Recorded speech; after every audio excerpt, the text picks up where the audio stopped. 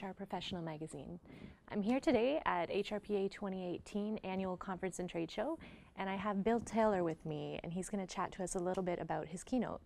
So you spoke about doing ordinary things in extraordinary ways, which is a great topic. Can you tell us about that?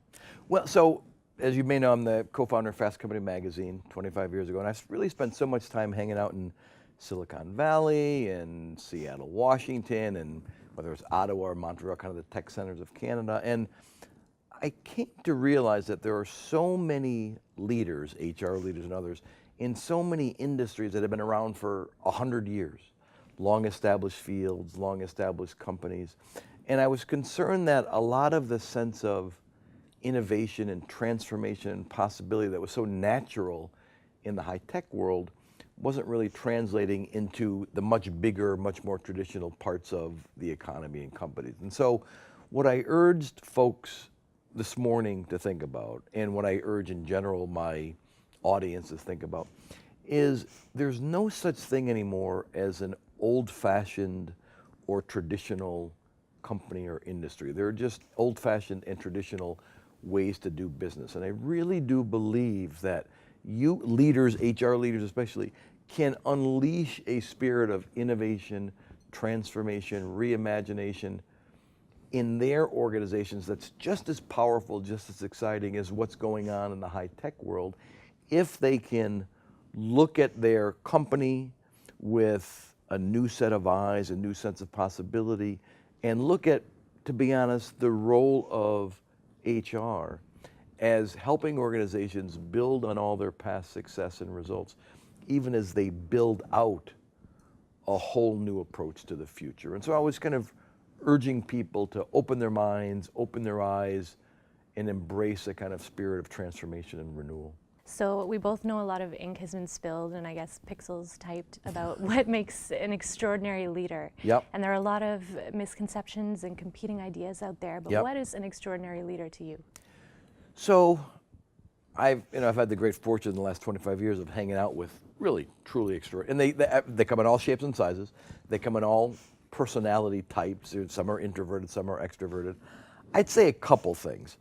First thing is, truly great leaders stand for important ideas. People look to them not just as the person running a company or running an organization, but a person whose point of view about the impact we're trying to make collectively, the difference we're trying to make, and someone whose behaviors kind of bring to life the ideas that are animating an organization.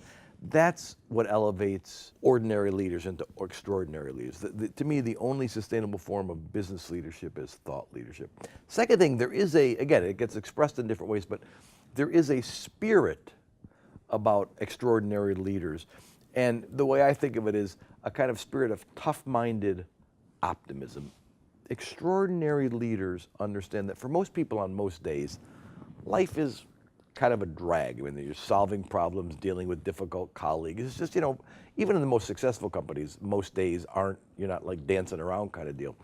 But they maintain in themselves and then inspire in the colleagues an ongoing sense of energy, zest, optimism that what we're doing, as hard as it may seem on any given day, and that's the tough-minded part, really is all about creating a new level of prosperity, creating a new level of innovation, building an exciting future. And finally, and maybe most importantly, I really think the best leaders are the most insatiable learners. If there's one thing I've just seen in every truly extraordinary leader I've met, it's a genuine personal sense of intellectual curiosity. They tend to be people who are interesting, but they're people who always keep themselves interested in the world around them, interested in big new ideas, interested in little tweaks and transformations, interested in kind of the enduring mission of the organization and in all new ways to bring that mission to life. So those are some of the elements I see of extraordinary leaders. And I would tell you,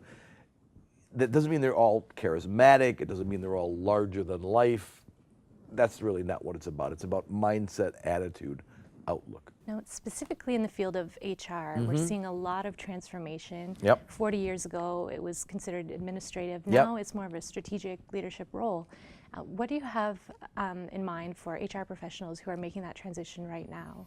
Any HR professional who wants to leave a mark, make a difference, have a legacy, really, I think, has to embrace the idea that the people factor in business is no longer an administrative function, no longer a compliance function. It is a role, a responsibility, a function every bit as vital, every bit as strategic, every bit as urgent as finance, marketing, information technology. I really feel, and I know I'm the editor or the founder of Fast Company magazine, and so I really feel we've become, as a business culture, way too obsessed with technology and money, digital disruption, social media, startups, IPOs. I think what business ultimately is really all about is people and ideas. And that's the main event. Everything else is kind of the supporting cast. And ultimately, what is HR? What is the talent function? What is the people function? Other than really understanding who are the kind of people who do amazing work in our organization? How do we create conditions where great people can be at their best every single day? What does it mean to be a member of this organization? What are the commitments we're making to one another about how we share information, solve problems, seize on opportunities?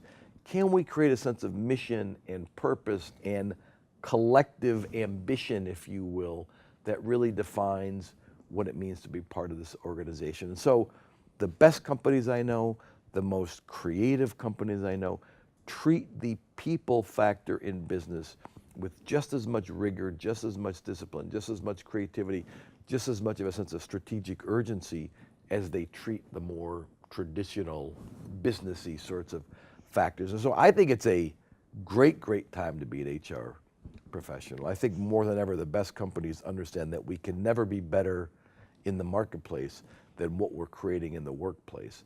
And so I think this is a great time to be a power player coming from HR.